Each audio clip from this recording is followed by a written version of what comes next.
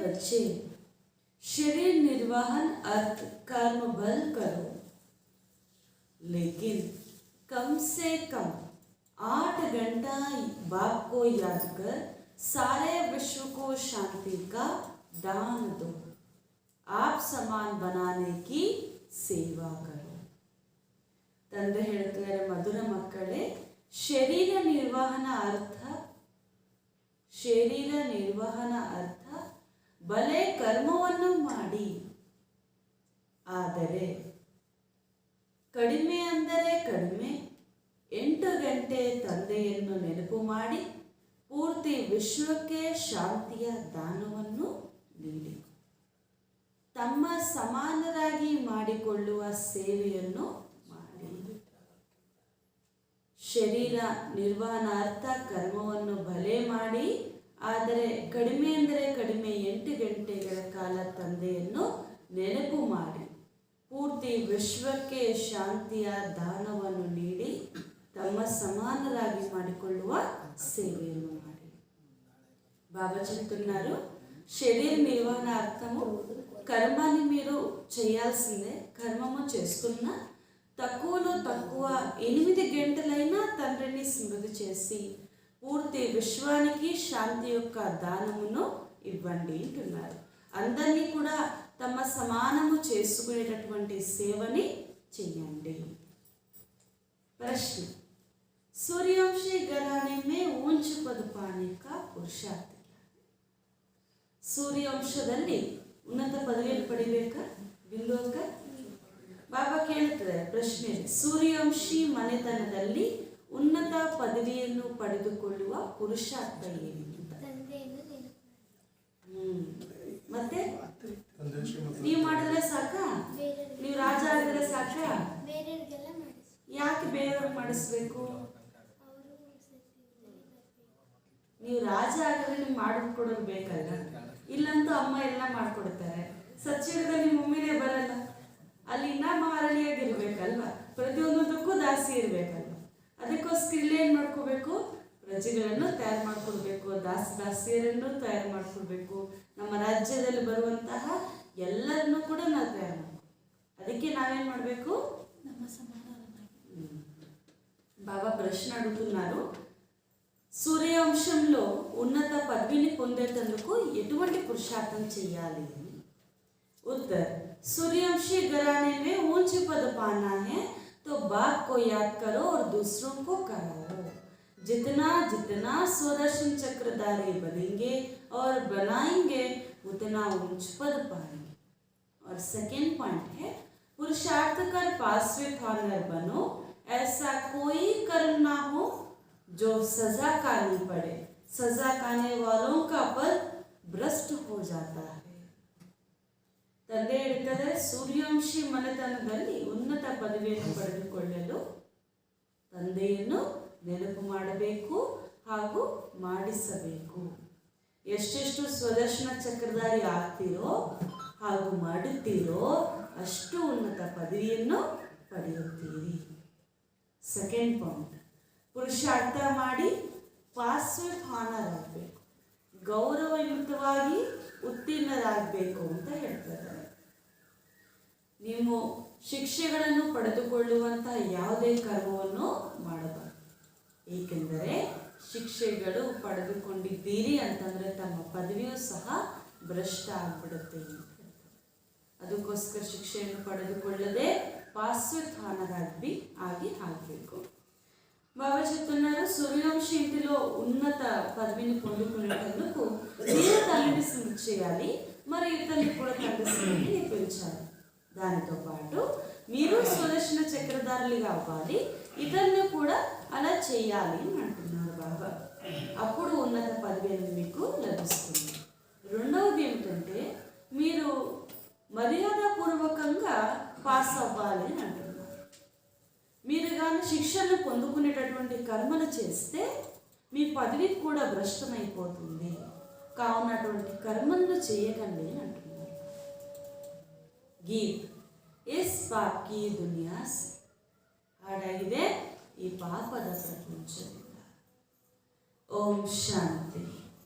बेटा बच्चों की प्रार्थना है किन बच्चों की పాట వచ్చేసి పాపకు ప్రపంచం నుండి దూరంగా తీసుకువెళ్ళండి అని పుణ్య ప్రపంచానికి తీసుకువెళ్ళండి ಬಾಬಾ ಕೇಳ್ತಾ ಇದ್ದಾರೆ ಇದೆಲ್ಲ ಕೂಡ ಮಕ್ಕಳ ಪ್ರಾರ್ಥನೆ ಅಲ್ಲ ಎಂಥ ಮಕ್ಕಳ ಪ್ರಾರ್ಥನೆ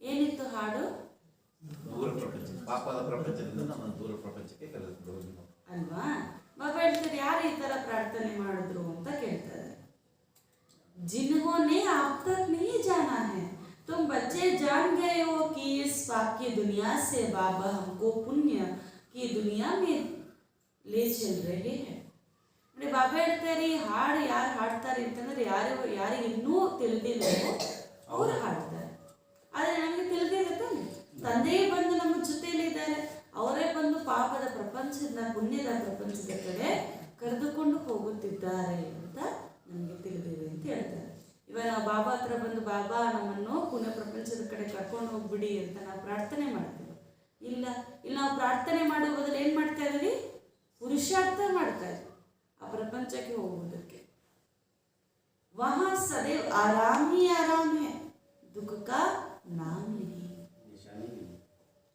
ಸತ್ಯಯುಗದಲ್ಲಿ ಆರಾಮೇ ಆರಾಮು ಅಂತ ಬಾಬಾ ಹೇಳ್ತಿದ್ದಾರೆ ಯಾವ ದುಃಖ ಯಾವ ಚಿಂತೆ ಏನೂ ಇರೋದಿಲ್ಲ अब अपनी दिल से प्रश्न पूछा जाता है कि हम उस सुखधाम से फिर इस दुखधाम में कैसे आ गए या तो सभी जानते हैं कि भारत प्राचीन देश है भारत ही सुखधाम था एक ही भगवान भगवती का राज्य था God Krishna God is Radhe अथवा God Narayan God is Lakshmi राज्य करते थे सभी जानते हैं आप फिर भारतवासी ही अपने को पतित भ्रष्टाचारी क्यों कहते हैं ಈಗ ನಿಮ್ಮ ಪ್ರತಿಯೊಬ್ಬರ ಮನಸ್ಸಿನಲ್ಲೊಂದು ಪ್ರಶ್ನೆ ಬರುತ್ತೆ ಆ ಸುಖಧಾಮದಲ್ಲಿ ಇರುವಂತಹ ನಾವು ಮತ್ತೆ ಈ ದುಃಖಧಾಮಕ್ಕೆ ಹಿಂಗೆ ಬಂದ್ಬಿಟ್ವಿ ಅಂತ ಬರುತ್ತಾ ಇಲ್ವಾ ಪ್ರಶ್ನೆ ಇದಕ್ಕೆ ಬಾಬಾ ಹೇಳ್ತಿದ್ದಾರೆ ಇದೇ ಭಾರತ ದೇಶ ಪ್ರಾಚೀನ ದೇಶವಾಗಿತ್ತು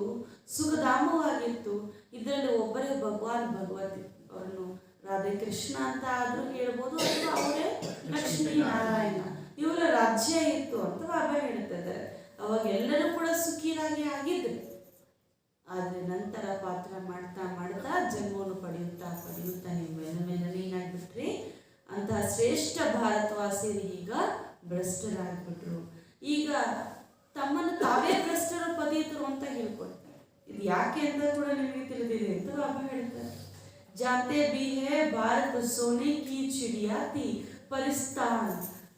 परिस्तान भी था पारसनाथ परिस्तानी का राज्य था फिर इस भ्रष्टाचारी अवस्था को कैसे पाया ಭಾರತ ದೇಶ ಚಿನ್ನದ ಪಕ್ಷಿಯಾಗಿತ್ತು ಅಂತ ಹೇಳ್ತಾರೆ ಸ್ವರ್ಗವಾಗಿತ್ತು ಅಂತ ಸ್ವರ್ಗ ಈಗ ಭ್ರಷ್ಟಾಚಾರ ಅವಸ್ಥೆಯನ್ನು ಹೆಂಗೆ ಪಡೆದಿದೆ ಜನ್ಮ ತೆಗೆದು बाबा बैठ समझाते हैं मेरा भी यहाँ ही जन्म है परंतु मेरा दिव्य जन्म है तुम जानते हो हम शिव वंशी है और प्रजापिता ब्रह्म कुमार कुमारियां है इसलिए बाबा ने समझाया है पहले पूछो गॉड फादर को जानते हो ಬಾಬಾ ಹೇಳ್ತಿದ್ದಾರೆ ಈ ಭಾರತ ಇಷ್ಟು ಭ್ರಷ್ಟ ಆಗ್ಬಿಟ್ಟಿದೆ ಅಂತಂದ್ರೆ ಮೊಟ್ಟ ಮೊದಲು ನಾವು ನಮ್ಮನ್ನು ಮರೆತು ಹೋಗಿದ್ವಿ ಅದೇ ಅಲ್ಲದೆ ನಮ್ಮ ತಂದೆಯನ್ನು ಕೂಡ ಮರೆತು ಹೋಗಿದ್ವಿ ಅದಕ್ಕೆ ಬಾಬಾ ಹೇಳ್ತಿದ್ದಾರೆ ನಮ್ದು ಒಂದು ದಿವ್ಯ ಜನ್ಮವಾಗಿದೆ ಇವಾಗ ನೀವು ಶಿವವಂಶಿ ಆಗಿದ್ದೀರಿ ಹಾಗೂ ಪ್ರಜಾಪಿತ ಬ್ರಹ್ಮಕುಮಾರ್ ಕುಮಾರಿಯರು ಕೂಡ ಆಗಿದ್ದೀರಿ ಆದ್ರಿಂದ ಯಾರೇ ನಿಮ್ಮ ಸಂಬಂಧದಲ್ಲಿ ಬರ್ತಾರೆ ಅವ್ರಿಗೆ ಕೇಳಿ ಪರಮಾತ್ಮನ ಜೊತೆ ನಿಮಗೇನು ಸಂಬಂಧ ಅಂತ ನೀವು ಅವ್ರನ್ನ ತಿಳ್ಕೊಂಡಿದ್ದೀರಾ ಅಂತ कहेंगे फादर है ना फिर संबंध क्यों पूछते हो क्या पूछते हो ಇವಾಗ ಅವರು ನಮ್ಮ ತಂದೆನೇ ಅಂತಂದ ಮೇಲೆ ಪರಮಾತ್ಮ ಇನ್ನು ಸಂಬಂಧ ಅಂತ ಯಾಕೆ ಕೇಳ್ತಾ ಇದ್ದೀರಾ ಪಿತಾ ತೋ ಹೀ ಗಯ ಅವ್ರು ನಮ್ಮ ತಂದೆನೇ ಅಲ್ವಾ ಶಿವವಂಶಿ ತೋ ಸಭಿ ಆತ್ಮಾಯೇ ತೋ ಸಬ್ ಬ್ರದರ್ಸ್ ಅದರಿಂದ ನೀವು ತಿಳಿಸ್ಬೇಕು ಹೌದು ಅವ್ರು ನಮ್ಮ ತಂದೆಯೇ ನಾವೆಲ್ಲರೂ ಕೂಡ ಶಿವ ವಂಶಸ್ಥರಾಗಿದ್ದೀವಿ ನಾವೆಲ್ಲರೂ ಕೂಡ ಪರಸ್ಪರ ಸಹೋದರರಾಗಿದ್ದೀವಿ फिर साकार प्रजापिता ब्रह्मा से क्या संबंध है ಮತ್ತೆ ಸಾಕಾರ ಪ್ರಜಾಪಿತ ಬ್ರಹ್ಮನ ಜೊತೆ ನಮಗಿರುವಂತ ಸಂಬಂಧ ಏನು ನಮಗೆ ಸಂಬಂಧ तो सभी कहेंगे ಪಿತಾನ ಎಲ್ಲರೂ ಹೇಳ್ತೀರಾ ಪಿತ. ಬಾಬಾ ಇಲ್ಲಿ ಯಾಕೆ ಹೇಳ್ತಾರೆ ಅಂದ್ರೆ ಇಲ್ಲಿ ಪ್ರಜಾಪಿತ ಬ್ರಹ್ಮ ನಾವು ಸಾಕಾರದಲ್ಲಿ ನೋಡಿದ್ದಾದ್ರೆ ಅವರು ಕೂಡ ನಮ್ಮ ತಂದೆ ಆಗ್ತಾರೆ. ನಿರಾಕಾರದಲ್ಲಿ ಶಿವವಂಶ ಆದ್ರೆ ಶಿವಬಾಬು ಅವರು ನಮ್ಮ ತಂದೆ. ಪ್ರಜಾಪಿತ ಬ್ರಹ್ಮಕುಮಾರ್ ಕುಮಾರಿ ಆಗಿದ್ರೆ ಪ್ರಜಾಪಿತ ಬ್ರಹ್ಮನೇ ನಮ್ಮ ತಂದೆ ಆಗುತ್ತಾರೆ. जिनको आदि देव भी कहा जाता है, शिव तो हो गया निराकार भाव, वह इमॉर्टल ठहरा. आत्माएं भी इमॉर्टल हैं, बाकी साकार एक शरीर छोड़ दूसरे लेते हैं. निराकार शिववंशी है, उसमें फिर कुमार कुमारियां नहीं कहेंगे. आत्मा में कुमार कुमारी पना नहीं होती. प्रजापिता ब्रह्मा के बच्चे तो उसमें कुमार कुमारियां है. ಶಿವವಂಶಿ तो पहले से ही. ನೋಡಿ ಬಾಬಾ ಹೇಳ್ತಾ ಇದ್ದಾರೆ ಆತ್ಮ ಅನ್ನೋದು ಅವಿನಾಶಿ ಆದಿ ದೇವ ಅಂತ ನಾವು ಬ್ರಹ್ಮನಿಗೆ ಹೇಳ್ತೀವಿ. ಹಾಗೂ ಪ್ರಜಾಪಿತ ಬ್ರಹ್ಮ ನಮ್ಮ ತಂದೆಯಾಗಿದ್ದಾರೆ. ನಾವೆಲ್ಲರೂ ಕೂಡ ಶಿವವಂಶಸ್ಥರು ಕೂಡ ಆಗಿದೆ. ಬಾಬಾ ಹೇಳ್ತಿದ್ದಾರೆ ಈಗ ಆತ್ಮ ಸಾಕಾರ ಶರೀರವನ್ನು ಪಡೆದ ನಂತರ ಪಾತ್ರವನ್ನು ಮಾಡುತ್ತಾ ಮಾಡುತ್ತಾ ಒಂದು ಶರೀರ ಬಿಟ್ಟು ಮತ್ತೊಂದು ಶರೀರ ಈ ರೀತಿ ತೆಗೆದುಕೊಳ್ತಾ ಇರುತ್ತೆ ಅಂತ ಹೇಳ್ತಾರೆ. ನೀವು ನಿರಾಕಾರ ತಂದೆಗೆ ಮಕ್ಕಳಾದ ನಂತರ ಶಿವವಂಶಿ ಕುಮಾರ ಕುಮಾರಿ ಅಂತ ಹೇಳಲಾಗುತ್ತಾ ಇಲ್ವಾ? ಯಾಕೆ? ಶಿವನ ಮಕ್ಕಳು ಅಂತಂದ್ರೆ ಬಾಬಾ ನಿರಾಕಾರ ಅಂತಂದ್ರೆ ಮಕ್ಕಳು ಕೂಡ ರೂಪ ಏನು ನಿರಾಕಾರ. ಆತ್ಮರಲ್ಲಿ ಕುಮಾರ ಕುಮಾರಿ ಅಂತ ಇರುತ್ತಾ? ಇರೋದಿಲ್ಲ. ಅದಕ್ಕೋಸ್ಕರ ಕೇವಲ ಒಂದೇ ಒಂದು ಶಿವ ವಂಶಸ್ಥರು ಅಂತ ಮಾತ್ರ ಇಲ್ಲ. ಅದೇ ಯಾವಾಗ ನಾವು ಪ್ರಜಾಪಿತ ಬ್ರಹ್ಮನ ಮಕ್ಕಳೂ ಸಹ ಆಗಿರ್ತೀವಿ ಅಂದ್ರೆ ಪ್ರಜಾಪಿತ ಬ್ರಹ್ಮನನ್ನು ತಿಳ್ಕೊಳ್ತೀವಿ, ಆಗ ನಾವೇನಾಗ್ತೀವಿ? ಕುಮಾರ ಕುಮಾರಿಯರಾಗ್ತೀವಿ ಅಂತ ಬಾಬಾ ಹೇಳ್ತಾರೆ. ಏಕೆಂದ್ರೆ ಸಾಕಾರದಲ್ಲಿ ನಮ್ಗಂತ ಇಲ್ಲಿ ಶರೀರ ಇದೆ, ಶರೀರ సహితವಾಗಿ ತಾನೇ ಇಲ್ಲಿ ನಾವು ತಂದೆ ಹತ್ರ ಬಂದಿದ್ದೀವಿ ಅಂತ ಹೇಳ್ತಾರೆ. బాబా చెప్తున్నారు పిల్లలైనా మీరే చెప్పారు హే భగవంతుడా. అంటే ఎవరైతే తెలుసుకోలేదో వాళ్ళు అంటారు హే భగవంతుడా మమ్మల్ని పాప ప్రపంచం నుండి పుణ్య ప్రపంచం వైపు తీసుకువెళ్ళండి అని. మీ మనసుకి ఒక ప్రశ్న వస్తుంది కదా, సుఖధామంలో ఉండేవారు మేము దుఃఖధామంలోకి ఎలా వచ్చాము? ఈ భారతదేశం ఎంతో శ్రేష్టాచారిగా ఉన్నది, ఇప్పుడు ఎందుకు ఇలా భ్రష్టాచారిగా అయిపోయినది? ప్రపంచం వారు కూడా అంటారు కదా భారతదేశము బంగారు యొక్క పక్షి వంటిది, అంత శ్రేష్టముగా ఉండేది అని అంటారు. కానీ ఎందుకు ఇలా అయిపోయింది అంటే ఒకటి మన స్మృతిని మర్చాము, మరియు మన తండ్రి యొక్క స్మృతిని మర్చిపోయాము. అందుకే మన దగ్గరికి ఎవరు వచ్చినా, మన సంపర్కంలో ఎలాంటి వారు వచ్చినా వారికి మనం తండ్రి యొక్క పరిచయంను ఇవ్వాలి. పరమాత్మ అంటే ఎవరో తెలుసా, వారికి మీకున్న సంబంధం ఏమిటో తెలుసా అని అర్థం చేయించి చెప్పాలి. మీరు కూడా శివవంశస్థులే అంటే ఆ పరమాత్ముడి పిల్లలు. శివవంశంలో కుమార కుమారులని ఎవరు ఉంటారు అని అంటున్నారు. ఎందుకంటే వారికి పిల్లలైన వారు అందరూ కూడా నిరాకార ఆత్మలే. ఆత్మలో కుమార కుమారిని ఉండదు. కానీ ప్రజాపిత బ్రహ్మ యొక్క పిల్లలు మనం అయినప్పుడు వారు కూడా మన తండ్రి కదా, వారికి పిల్లలైనప్పుడు తండ్రి అయినప్పుడు మనం అందరూ కూడా సహోదరులు అవుతామంటే కుమార కుమారీలు అవుతామని చెప్తున్నారు. अच्छा तुम जो पुण्य आत्माएं थी फिर पाप आत्मा कैसे बनी? ಬಾಬಾ ಮತ್ತೆ ಅದೇ ಪ್ರಶ್ನೆ ಕೇಳ್ತಾ ಇದ್ದಾರೆ. ಯಾಕಂದ್ರೆ ಎಲ್ಲರೂ ಸಮಾಧಾನ ಹೇಳಿಲ್ಲ ಅಂತ. ಬಾಬಾ ಕೇಳ್ತಾ ಇದ್ದಾರೆ, ಒಳ್ಳೇದು ಮಕ್ಕಳೇ ನೀವು ಪುಣ್ಯಾತ್ಮರಾಗಿದ್ರಲ್ವ? ಆಗಿದ್ರ ಇಲ್ವಾ? ನಾ ಪಾಪಾತ್ಮರಾಗಿದ್ವಾ? ಇಲ್ಲ ಅಲ್ಲ, ಪುಣ್ಯಾತ್ಮರಾಗಿದ್ವಿ. ಮತ್ತೆ ಪಾಪಾತ್ಮರು ಹೆಂಗಾಗದ್ರಿ ಅಂತ ಕೇಳ್ತಾರೆ. बाप कहते हैं तुम भारतवासियों ने अपने आप को चमाट लगाई. ಬಾಬಾ ಹೇಳ್ತಿದ್ದಾರೆ ನೀವು ಭಾರತವಾಸಿ ಎಷ್ಟು ಬುದ್ಧಿವಂತರು ಅಂದ್ರೆ ಬೇರೆಯವ್ರ ಹತ್ರ ಒಡಿಸ್ಕೊಂಡಿಲ್ಲ, ನಿಮಗೆ ನೀವೇ ಚೆನ್ನಾಗಿ ಪೆಟ್ಟು ಕೊಟ್ಟಿದ್ದೀರಾ ಅಂತ ಬಾಬಾ ಹೇಳ್ತಾರೆ. कहते भी हो परमपिता फिर उनको सर्वव्यापी कह देते हो. ನೀವು ಹೇಳ್ತೀರಾ ಪರಮಪಿತ ಅಂತ ಕರಿತೀರಾ ಒಂದು ಕಡೆ, ಇನ್ನೊಂದು ಕಡೆ ಹೇಳ್ತೀರಾ ಪರಮಾತ್ಮ ಸರ್ವವ್ಯಾಪಿ ಆಗಿದ್ದಾರೆ ಅಂತ. पुण्यात्मा बनाने वाला बाप को तुम कुत्ते, बिल्ली, पत्थर, टिक्कर सब में ठोक दिया. ಅದಕ್ಕೆ ಮುರಿಸ್ಕೊಂಡು ಬಂದಿಲ್ವಾ ಬಾಬಾ? ಮತ್ತೆ ಬಾಬಾ ಹೇಳ್ತಿದ್ದಾರೆ ಪುಣ್ಯಾತ್ಮ ಆಗಿ ಮಾಡುವಂತಹ ತಂದೆಯನ್ನೇ ನಾಯಲ್ಲಿ, ಬೆಕ್ಕಲ್ಲಿ, ಮಣ್ಣಲ್ಲಿ, ಕಲ್ಲಲ್ಲಿ ಎಲ್ಲದರಲ್ಲೂ ಕೂಡ ಹಾಕ್ಬಿಟ್ಟಿದ್ದೀರಾ ಅಂತ ಬಾಬಾ ಹೇಳ್ತಿದ್ದಾರೆ. ನಾವು ಮಾಡಿದ್ದು ಸರಿ ಅಲ್ವಾ? ತಪ್ಪಲ್ವಾ? ವಹ ಬೇಹದ್ ಕಾ ಬಾಪ್ ಜಿಸ್ಕೋ ತುಮ್ ಯಾದ್ ಕರ್ತೆ ಹೋ. ಬಾಬಾ ಹೇಳ್ತಾರೆ ಅವ್ರು ಎಂಥವ್ರು, ಬೇಹದ್ದಿನ ತಂದೆ, ಅವರನ್ನೇ ನೀವು ನೆನಪು ಮಾಡುತ್ತೀರಿ ಅಂತ ಹೇಳ್ತಿದ್ದಾರೆ ಬಾಬಾ. ವಹಿ ಪ್ರಜಾಪಿತ ಬ್ರಹ್ಮಾ ಕೆ ಮುಖ ದ್ವಾರ ಬ್ರಾಹ್ಮಣ್ ರಚತೆ ಹೈ. ಅವರೇ ಪ್ರಜಾಪಿತ ಮುಖ ಕಮಲದಿಂದ ಅಂದರೆ ಪ್ರಜಾಪಿತ ಬ್ರಹ್ಮನ ಮುಖ ಕಮಲದಿಂದ ಬ್ರಾಹ್ಮಣರಾಗಿರುವ ತಮ್ಮನ್ನು ರಚನೆ ಮಾಡುತ್ತಾರೆ. ತುಮ್ ಬ್ರಾಹ್ಮಣ್ ಫಿರ್ ದೇವತಾ ಬಂತೆ ಹೋ. ನೀವೇ ಬ್ರಾಹ್ಮಣರು ಪುನಃ ದೇವತೆ ಆಗುತ್ತೀರಿ. ಪತೀತ ಸೆ ಪಾವನ್ ಬನಾನೆ ವಾಲ ಏಕ್ ಬಾಪಿ ಟೆಹರಾ. ಅದನ್ನ ಪತೀತ ಪಾವನಾಗಿ ಮಾಡುವಂಥವ್ರು ಯಾರು? ಒಬ್ಬ ತಂದೆ. ಅದರ ತಂದೆ ಎಷ್ಟೊಂದು ಉಪಕಾರ ಮಾಡಿದ್ವಿ ಅಲ್ವಾ ನಾವು. उनको सबसे जास्ती तुमने डिफेम किया, इसलिए तुम्हारे पर धर्मराज द्वारा केस चलेगा. ಬಾಬಾ ಹೇಳ್ತಾ ಇದ್ದಾರೆ, ನೀವೇ ನಿಮ್ಮನ್ನೇ ಪಾವನ ಮಾಡಿ ಉನ್ನತ ದೇವತೆಯಾಗಿ ಮಾಡ್ತೀನಿ ನಾನು. ನನಗೆ ನೀವೇನ್ ಮಾಡ್ಬಿಟ್ರಿ, ತುಂಬಾ ಡಿಫೇಮ್ ಮಾಡ್ಬಿಟ್ರಿ, ತುಂಬಾ ಗ್ಲಾನಿ ಮಾಡ್ಬಿಟ್ರಿ ಅಂತ ಬಾಬಾ ಹೇಳ್ತಾ ಇದ್ದಾರೆ. ಅದಕ್ಕೋಸ್ಕರ ಬಾಬಾ ಏನ್ ಮಾಡ್ತಿರ್ತಾರೆ, ಧರ್ಮರಾಜರಿಂದ ಮೂಲಕ ಕೇಸ್ ಹಾಕ್ತಾರೆ. ಯಾರ ಮೇಲೆ ಹಾಕ್ಬೇಕೇ ಇಲ್ವಾ?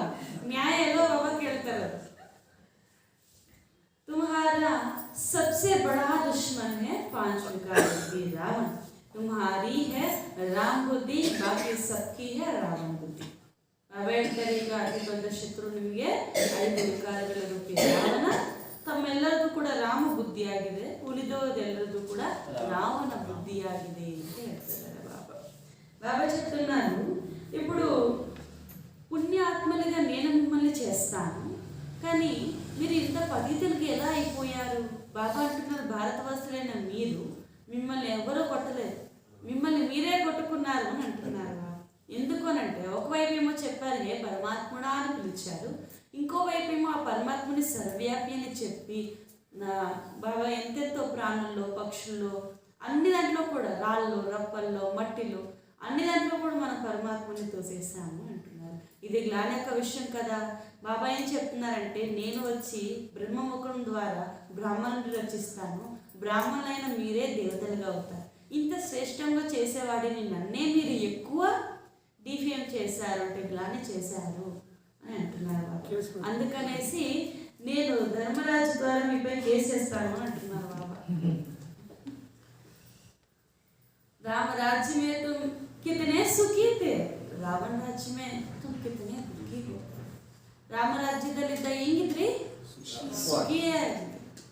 ಆಮೇಲೆ ರಾವಣ ರಾಜ್ಯದಲ್ಲಿ ಬಂದು ಎಷ್ಟು ದುಃಖಿರಾಗ್ಬಿಟ್ಟಿದ್ದೀರಾ. ವಹಾ ಹೇ ಪಾವನ್ ಡೈನಸ್ಟಿ, ಯಹಾ ಹೇ ಪತೀತ ಡೈನಸ್ಟಿ, ಅಬ್ ಕಿಸಿ ಕಿ ಮತ್ ಪರ್ ಚಲ್ನಾ ಹೇ. ಬಾಬಾ ಹೇಳ್ತಿದ್ದಾರೆ, ಅಲ್ಲಿದ್ದು ಪಾವನ ರಾಜ್ಯ ಎಲ್ಲಿ? ಸತ್ಯಯುಗದಲ್ಲಿ. ಇಲ್ಲಿರೋದು ಪತಿತ ಸಾಮ್ರಾಜ್ಯ. ಇವಾಗ ನೀವು ಯಾರ ಮತದಂತೆ ನಡಿಬೇಕು? ಪತಿತ ಪಾವನ್ ತೋ ಏಕ್ ನಿರಾಕಾರ है, ಪತಿತ ಪಾವನ ಒಬ್ಬ ನಿರಾಕಾರ, ಅವ್ರ ಮತದಂತೆ ನಡಿಬೇಕಲ್ವಾ. ईश्वर सर्वव्यापी है, ईश्वर हजीरा हजूर है, कसम भी ऐसी उठवाते हैं या सिर्फ तुम बच्चे ही जानते हो कि बाप इस समय हजीरा हजूर है. हम आंखों से देखते हैं, आत्मा को पता पड़ता है परमपिता परमात्मा शरीर में आया हुआ है. हम जानते हैं, पहचानते हैं शिव बाबा फिर से ब्रह्मा में प्रवेश हो हमको वेदों शास्त्रों का सार और सृष्टि के आदि मध्य अंत का राज बतलाए त्रिकालदर्शी बनाते. ಪವಿತ್ರಕ್ಕ ಇವತ್ತಾರು ಗಾಡ್ ಪ್ರಾಮಿಸ್ ಮಾಡಿದ್ದೀರಾ? ಪ್ರಮಾಣ ಮಾಡೋ ಏನ್ ಹೇಳ್ತೀವಿ? ಆ ಪರಮಾತ್ಮನ ಸಾಕ್ಷಿಯಾಗಿ ಅಂತ ಹೇಳ್ತೀವಿ. ಪರಮಾತ್ಮನ ಸಾಕ್ಷಿಯಾಗಿ ಅಂತ ಹೇಳ್ತೀವಿ. ದೇವ್ರ ಮೇಲೆ ಆನೆ ಅಂತ ಹೇಳ್ತೀವಿ. ಯಾಕೆ ಅಂತಂದ್ರೆ ಪರಮಾತ್ಮ ಎಲ್ಲಾ ಕಡೆ ಇದ್ದಾನೆ, ಎಲ್ಲ ಕಡೆ ನೋಡ್ತಾ ಇರ್ತಾನೆ. ಆ ಪರಮಾತ್ಮನೇ ಸಾಕ್ಷಿ, ನಾನು ಮಾತು ಕೊಡ್ತಾ ಇದ್ದೀನಿ ಅಂತ ಹೇಳ್ತೀವಿ. ಬಾಬಾ ಹೇಳ್ತಾರೆ, ಈ ರೀತಿ ಈಶ್ವರನ ಸರ್ವವ್ಯಾಪಿ ಅಂತ ಹೇಳ್ಬಿಟ್ಟು ಅವ್ರ ಮೇಲೆ ಪ್ರಮಾಣ ಕೂಡ ಮಾಡ್ತಾ ಬಂದಿದ್ದೀರಿ. ಪ್ರಮಾಣನ ಪೂರ್ತಿ ಮಾಡಿಲ್ಲ, ಎಲ್ಲ ಕೂಡ ಎಷ್ಟು ಜನ ಪ್ರಮಾಣ ಮಾಡಿದ್ರೆ ಅವ್ರ ಮೇಲೆಲ್ಲ ಕೇಸ್ ಆಗ್ತದೆ ಅಂತ ಅನಿಸ್ತದೆ ಈಗ. ಬಾಬಾ ಹೇಳ್ತಿದ್ದಾರೆ, ಪರಮಾತ್ಮ ಎಲ್ಲಾ ಸಮಯದಲ್ಲೂ ಕೂಡ ನಿಮ್ಮ ಹತ್ರ ಅಪ್ಪನೇ ಮಹಾಪ್ರಭು ಅಂತ ಬಂದಿದ್ದೀರಿ. ಇಲ್ಲಲ್ಲ, ಅವರು ಬಂದಿರೋದೇ ಈ ಸಮಯದಲ್ಲಿ ಅಂತ ಬಾಬಾ ಹೇಳ್ತಾರೆ. ಅನುಭವ ಕೂಡ ನೀವು ಮಾಡ್ತಾ ಇದ್ದೀರಿ. ನೀವು ಕಣ್ಣುಗಳ ಮೂಲಕ ನೋಡ್ತಾ ಇದ್ದೀರಿ. ಅಂದ್ರೆ ಬ್ರಹ್ಮ ಬಾಬಾವರ ಬಾಬಾ ನಮ್ಮ ತಂದೆಯನ್ನು ಅನುಭವ ಮಾಡ್ತಿರ್ತಾರೆ, ಮಿಲನ ಮಾಡ್ತಾ ಇದ್ದೀವಿ. ಈಗ ಆತ್ಮನಿಗೆ ತಿಳಿದಿದೆ ಅಲ್ವಾ, ಪರಪಿತ ಪರಮಾತ್ಮ ಈ ಶರೀರದಲ್ಲಿ ಬಂದಿದ್ದಾರೆ ಅಂತ ನಾವು ತಿಳ್ಕೊಂಡಿದ್ದೀವಿ, ಗುರ್ತಿಸಿವ ಇಲ್ವಾ? ನಮ್ಮ ತಂದೆಯನ್ನು ಗುರ್ತಿಸಿದ್ದೀರಾ? ಯಾರು ನಿಮ್ಮ ತಂದೆ? ಶಿವ ಬಾಬಾ. ಬಾಬಾ ಹೇಳ್ತಿದ್ದಾರೆ, ಆ ಶಿವಬಾಬಾನೇ ಬಂದು ಈ ಬ್ರಹ್ಮನ ಮೂಲಕ ಎಲ್ಲ ವೇದಶಾಸ್ತ್ರಗಳ ಸಾರವನ್ನು ತಿಳಿಸ್ತಾ ಇದ್ದಾರೆ, ಹಾಗೂ ಸೃಷ್ಟಿಯ ಆದಿ ಮಧ್ಯ ಅಂತ್ಯದ ರಹಸ್ಯವನ್ನು ತಿಳಿಸಿ ತಮ್ಮನ್ನು ತ್ರಿಕಾಲದರ್ಶಿಯಾಗಿ ಮಾಡ್ತಾ ಇದ್ದಾರೆ ಅಂತ ಬಾಬಾ ಹೇಳ್ತಾರೆ. ಏನ್ ಮಾಡ್ತಾ ಇದ್ದಾರೆ ಬಾಬಾ? ತ್ರಿಕಾಲದರ್ಶಿಗಳನ್ನಾಗಿ ಮಾಡ್ತಾ ఇದ್ದಾರೆ. బాబా చెప్తున్నారు, అందరూ కూడా ఏం చేస్తారు, ప్రమాణం చేసేటప్పుడు ఆ పరమాత్ముడి సాక్షితో అని చెప్తారు కదా. అంటే ఈశ్వరుడు సర్వవ్యాపి, ఆయన అన్ని చోట్ల ఉంటారు, వారే సాక్షి అని చెప్పినట్లు మనం చేస్తాం. కానీ తండ్రి అంటున్నారు, నేను అన్ని వైపులా అన్ని చోట్ల ఉండను, మీరు చెప్పినప్పుడంతా నేను రాను, నేను వచ్చేది ఈ సమయంలోనే వచ్చి మిమ్మల్ని మీకు ఈ సృష్టి యొక్క ఆది మధ్య అంతిమ రహస్యం అని తెలిపించి వేద శాస్త్రాల సారము తెలిపించి త్రికాలదర్శిగా చేస్తాను అని అంటున్నారు. ఇప్పుడు మీరు ఆ బ్రహ్మతనంలో వచ్చినటువంటి తండ్రిని గుర్తించారు మరియు ఒప్పుకున్నారు కదా, తెలుసుకున్నారు కదా.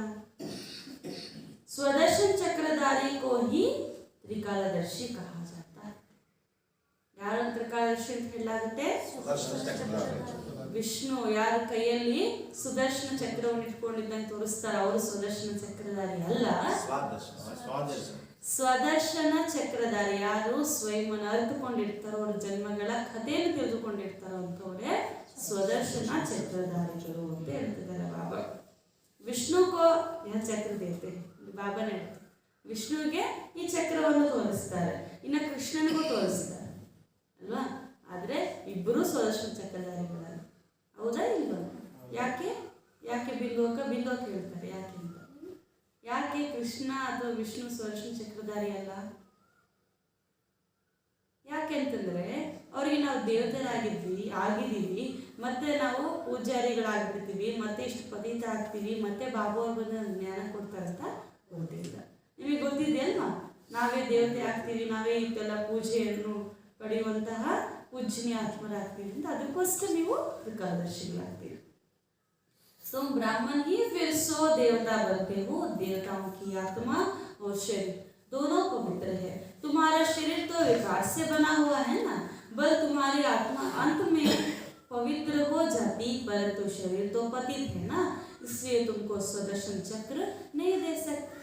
ಮತ್ತೆ ನೀವು ಇನ್ನೊಂದು ಪ್ರಶ್ನೆ ಕೇಳಬಹುದು ಬಾಬಂಗೆ, ಬಾಬಾ ಇವಾಗ ನಾನು ಸ್ವದರ್ಶನ ಚಕ್ರಧಾರಿ ಅಲ್ವಾ, ನನಗ್ಯಾಕೆ ನೀವು ಚಕ್ರ ಕೊಟ್ಟಿಲ್ಲ ಅಂತ ಕೇಳಬಹುದಲ್ಲ ಬಿಂದು ಅಕ್ಕ? ಅದಕ್ಕೆ ಬಾಬಾ ಉತ್ತರದಲ್ಲಿ ತಿಳಿಸ್ತಾ ಇದ್ದಾರೆ ಏನಂತಂದ್ರೆ, ಮಗು, ದೇವತೆಯರಿಗೆ ಶರೀರ ಆತ್ಮ ಎರಡೂ ಪವಿತ್ರವಾಗಿರುತ್ತೆ, ಆದರೆ ಈಗ ನಿಮ್ಮ ಶರೀರ ಈ ತಮೋ ಪ್ರಧಾನ ಪ್ರಪಂಚದಲ್ಲಿ ಈ ವಿಕಾರದಿಂದನೇ ಜನ್ಮವನ್ನು ಪಡೆದಿರುವಂತ ಕಾರಣ ಶರೀರ ಪವಿತ್ರ, ಬಲೆ ಆತ್ಮ ಅಂತಿಮದಲ್ಲಿ ಪವಿತ್ರ ಆಗುತ್ತೆ, ಹಂಗಂತೇಳಿ ನಿಮಗೆ ಚಕ್ರವನ್ನು ಕೊಡ್ಲಿಕ್ಕೆ ಸಾಧ್ಯ ಇಲ್ಲ, ಎರಡೂ ಪವಿತ್ರವಾಗಿರಬೇಕು ಅಂತ ಹೇಳಿದ್ರು. ಉತ್ತರ ಸಿಕ್ತ ಪ್ರಶ್ನೆಗೆ? तो बल तुम्हारी आत्मा अंत में ही पवित्र हो जाती, परंतु शरीर तो पतित है ना, इसलिए तुमको स्वदर्शन चक्र नहीं दे सकते. तुम संपूर्ण बनते हो, फिर विष्णु की विजय माला बनते हैं, रुद्र माला, फिर विष्णु की माला. रुद्र माला है निराकारी, और जब वो निराकार में राज्य साकार में राज्य करते तो माला बन जाती है. तो इन सब बातों को अभी तुम जानते हो, गाते भी हो, पतित पावन आओ, तो जरूर एक हुआ ना. सर्व पतितों को पावन बनाने वाला एक ही बाप है, तो पतित पावन most beloved incorporeal God father ठहरा, वह है बड़ा बाबुल. छोटे बाबा तो सब बाबा बाबा कहते हैं. जब दुख होता है तब परमपिता परमात्मा को याद करते हैं, यह बड़ी समझने की बातें हैं. पहले यह बात समझानी, परमपिता परमात्मा से आपका क्या संबंध है? शिव जयंती तो मनाते हैं, निराकार परमपिता परमात्मा की महिमा बड़ी भारी है. ಇಲ್ಲಿ ತಂದೆ ಹೇಳ್ತಿದ್ದಾರೆ, ಈಗ ನೀವು ಸಂಪೂರ್ಣ ಆದಮೇಲೆ ವಿಷ್ಣುವಿನ ವಿಜಯ ಮಾಲೆಯಲ್ಲಿ ಬರ್ತೀರಾ ಅಂತ ಹೇಳ್ತಾರೆ. ಫಸ್ಟ್ ಯಾವ ಮಾಲೆ ತಯಾರಾಗುತ್ತೆ? ರುದ್ರ ಮಾಲೆ ತಯಾರಾಗುತ್ತೆ. ಆನಂತರ ವಿಷ್ಣುವಿನ ಮಾಲೆ ತಯಾರಾಗುತ್ತೆ. ರುದ್ರ ಮಾಲೆ ನಿರಾಕಾರ ಆತ್ಮರದು, ಹಾಗೂ ಸಾಕಾರದಲ್ಲಿ ರಾಜ್ಯ ಮಾಡಿದಾಗ ವಿಷ್ಣುವಿನ ಮಾಲೆ ಆಗುತ್ತೆ ಅಂತ ಹೇಳ್ತಿದ್ದಾರೆ ಬಾಬಾ. ಈಗ ಹೇ ಪತಿತ ಪಾವನ ಬನ್ನಿ ಅಂತ ಎಲ್ಲರೂ ಕರಿತೀವಿ. ಹೇ ಪತಿತ ಪಾವನ್ರೇ ಎಲ್ಲರೂ ಬನ್ನಿ ಅಂತ ಕರಿತೀವಿ. ಏನಂತ ಹೇಳ್ತೀವಿ? ಹೇ ಪತಿತ ಪಾವನ ಬನ್ನಿ ಅಂತ ಕರಿತೀವಿ. ಅಂದರೆ ಪತಿತ ಪಾವನ ಒಬ್ಬರೇ ಅಂತ ಇಲ್ಲೇ ಸಿದ್ಧ ಆಯ್ತಲ್ವಾ ಅಂತ ಹೇಳ್ತಿದ್ದಾರೆ ಬಾಬಾ. ಅವರನ್ನೇ ನಿರಾಕಾರ ಅತಿ ಪ್ರಿಯವಾಗಿರುವಂತಹ ತಂದೆ ಎಂದು ಕೂಡ ಶಿವ ತಂದೆ ಎಂದು ಕೂಡ ಹೇಳಲಾಗುತ್ತೆ. ಅವರು ಅತಿ ದೊಡ್ಡ ಬಾಬಾ ಅಂತ ಹೇಳ್ತಾರೆ ಬಾಬಾ. ಇಲ್ಲಿ ಚಿಕ್ಕ ಚಿಕ್ಕ ಬಾಬುಗಳನ್ನು ಬಾಬಾ ಅಂತ ಇರ್ತಾರೆ. ಆದ್ರೆ ಬಾಬಾ ಹೇಳ್ತಾರೆ ಅತಿ ದೊಡ್ಡ ತಂದೆ ನಾನೇ ಆಗಿದ್ದೇನೆ. ಯಾವಾಗ ದುಃಖ ಆಗುತ್ತೋ ಹೇ ಪರಮಪಿತ ಪರಮಾತ್ಮ ಅಂತ ನೀವೆಲ್ಲರೂ ಕೂಡ ಅವರನ್ನು ನೆನಪು ಮಾಡ್ತೀರಾ ಅಂತ ಹೇಳ್ತಾರೆ. ಅದಕ್ಕೋಸ್ಕರ ಯಾರೇ ಬಂದು ಅವ್ರಿಗೆ ಕೇಳಿ ಆ ಪರಮಾತ್ಮನ ಜೊತೆ ತಮ್ಮಿರುವ ಸಂಬಂಧ ಏನು ಅಂತ. ಇವಾಗ ಯಾರೇ ಬರಲಿ, ಇಬ್ಬರು ಜೊತೆಯಲ್ಲಿದ್ದೀವಿ ಅಂತಂದ್ರೆ ಯಾರೋ ಮೂರನೇ ವ್ಯಕ್ತಿ ಬಂದ್ರು ಅಂತಂದ್ರೆ ಪರಿಚಯ ಮಾಡಿಸ್ತೀವಲ್ಲ, ಇವ್ರು ನಮ್ಮ ಫ್ರೆಂಡು, ಇವ್ರು ನಮ್ಮ ಕ್ಲಾಸ್ಮೇಟು ಅಂತ. ಅಂದ್ರೆ ಯಾವುದೊಂದು ಸಂಬಂಧ ಇಲ್ಲದೆ, ನಾವು ಪರಿಚಯ ಇಲ್ಲದೆ ಅವ್ರ ಜೊತೆಯಲ್ಲಿ ಇರೋದಿಲ್ಲ. ಇಲ್ಲೂ ಕೂಡ ಅಷ್ಟೇ ಪರಮಾತ್ಮನ ಶಬ್ದ ಉಪಯೋಗಿಸ್ತಾ ಇದ್ದೀರಿ, ಪರಮಾತ್ಮನ ಎಷ್ಟು ನೆನಪು ಮಾಡ್ತಂದ್ರೆ ಅವ್ರ ಜೊತೆ ಸಂಬಂಧ ಇರಬೇಕಲ್ವಾ. ಅದಕ್ಕೆ ಕೇಳಿ ಅಂತ ಹೇಳ್ತಿದ್ದಾರೆ ಬಾಬಾ. ಶಿವ ಜಯಂತಿ ಕೂಡ ಇಲ್ಲಿ ಆಚರಿಸ್ತಾರೆ ಭಾರತ ದೇಶದಲ್ಲಿ. ಅದಕ್ಕೋಸ್ಕರ ನಿರಾಕಾರ ಪರಮಪಿತ ಪರಮಾತ್ಮನ ಮಹಿಮೆಯೂ ಕೂಡ ತುಂಬಾ ಭಾರಿಯಾಗಿದೆ. ಜಿತನಾ ಬಡ ಇಂತಹ ಉತನಾ ಬಡ ಟೈಟಲ್ ಉಂಟ. ಎಷ್ಟು ದೊಡ್ಡ ಪರೀಕ್ಷೆ ಇರುತ್ತೋ ಅಷ್ಟು ದೊಡ್ಡ ಟೈಟಲ್ ಅನ್ನೋದು ಅವರಿಗೆ ಕೊಡಲಾಗುತ್ತೆ. ಬಾಬಾ का टाइटल तो बहुत बड़ा है. ಬಾಬಾ ಟೈಟಲ್ ಎಷ್ಟು ದೊಡ್ಡದು, ತುಂಬಾ ದೊಡ್ಡದಲ್ಲ. ಎಷ್ಟು ಟೈಟಲ್ಸ್ ಅವ್ರಿಗಿರೋದು ಹೇಳಿ, ಒಂದು 2-3 ಪವಿತ್ರ ಕೇಳ್ತೀರಾ? ಗೊತ್ತಿಲ್ವಾ? ಪತಿತ ಪಾವನ, ನಿರಾಕಾರ ತಂದೆ ಅಂದ್ರೆ ತ್ರಿಲೋಕಿನಾಥ ಅಲ್ವಾ? ಎಷ್ಟೆಲ್ಲ ಹೇಳಲಾರ, ಎಷ್ಟೊಂದು ಮಹಿಮೆ.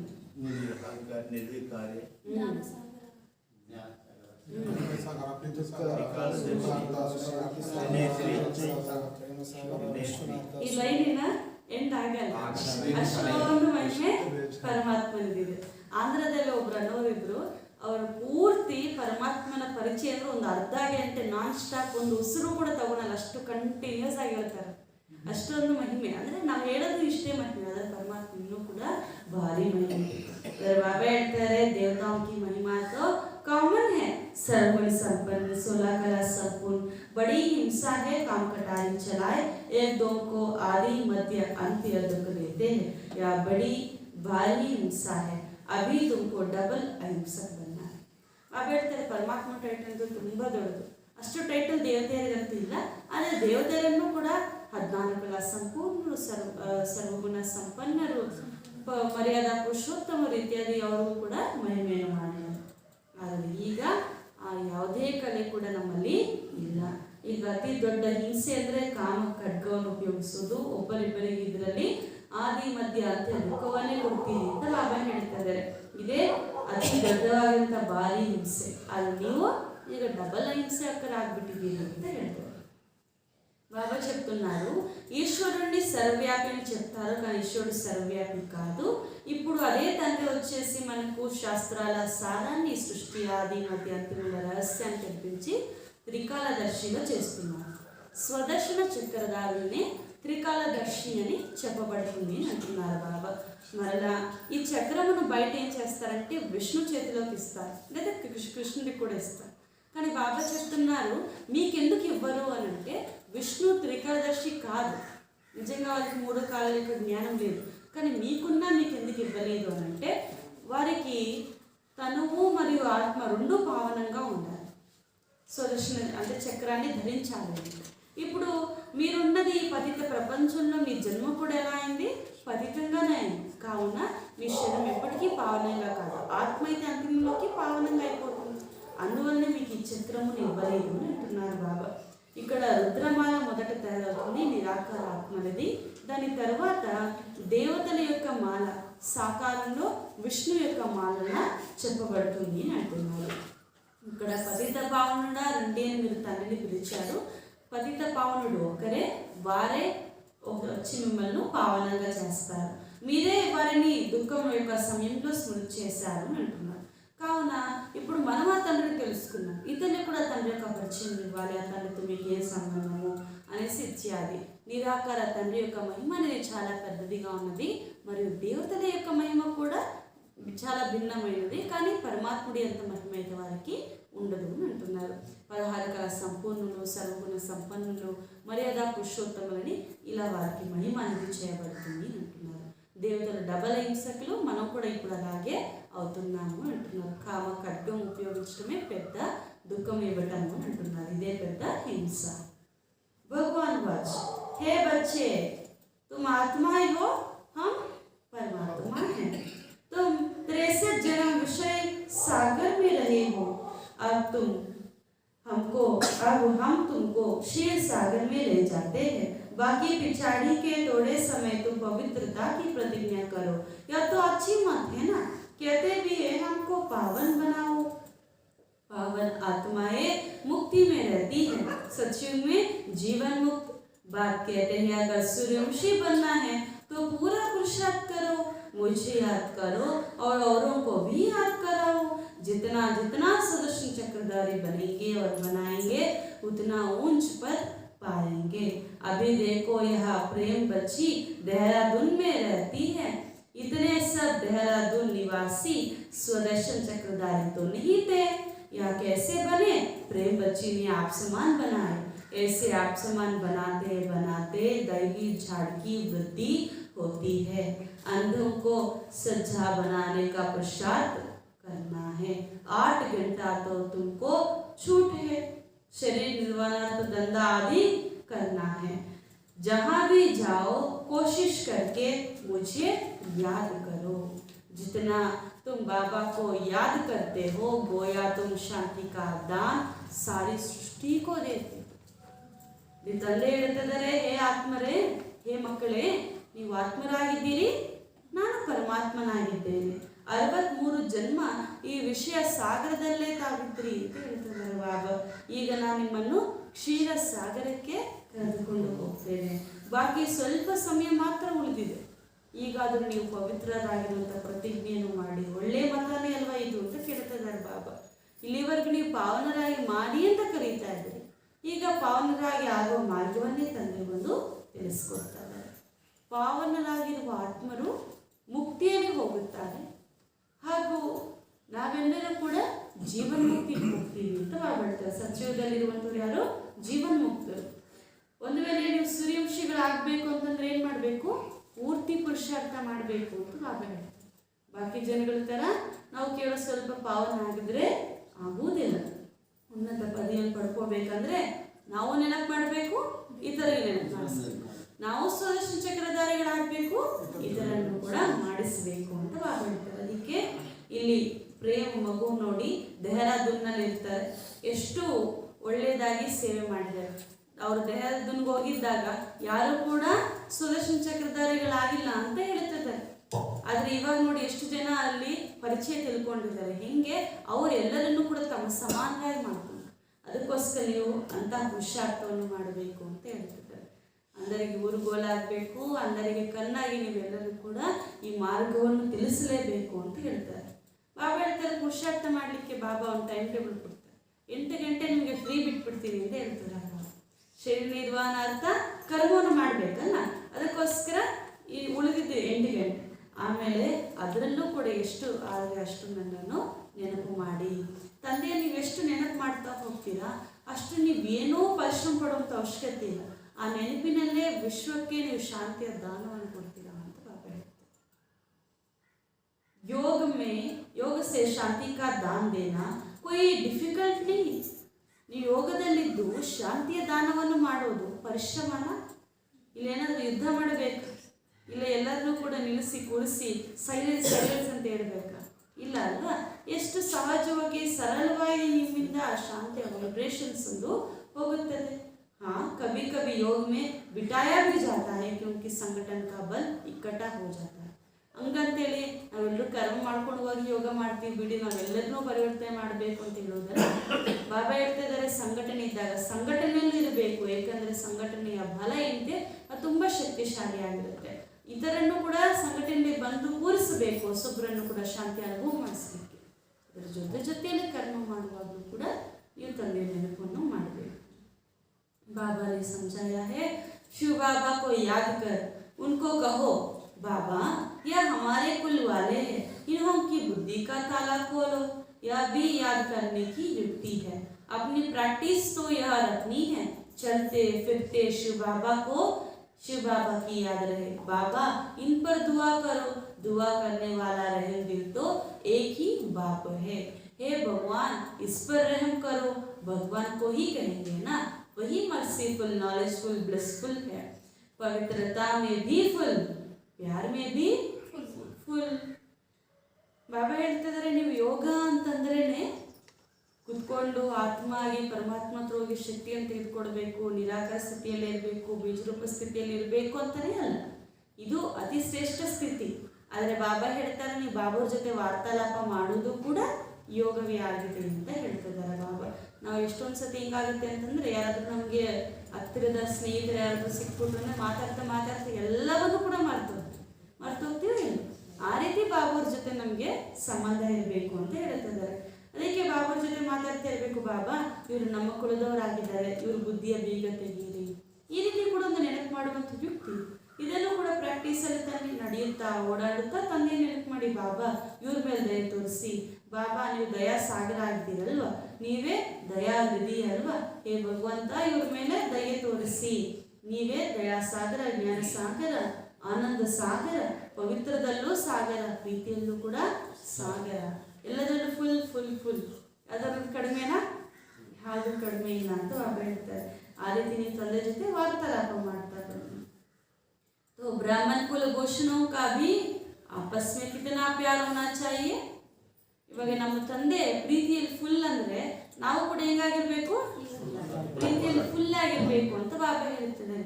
ಫುಲ್ ಅಂತಂದ್ರೆ ಹೆಂಗ್ ಗೊತ್ತಾಗುತ್ತೆ ಅಂತಂದ್ರೆ, ಬ್ರಾಹ್ಮಣ ಪರಿವಾರದಲ್ಲಾಗಿರ್ಬೋದು, ಲೌಕಿಕ ಪರಿವಾರದಲ್ಲಾಗಿರ್ಬೋದು, ಮೂಲತಃ ನಾವು ಹತ್ತಿರದಲ್ಲಿ ಜಾಸ್ತಿ ಯಾರ ಸಂಬಂಧ ಸಂಪರ್ಕದಲ್ಲಿರ್ತೀವಿ, ಬ್ರಾಹ್ಮಣರ ಹತ್ರ.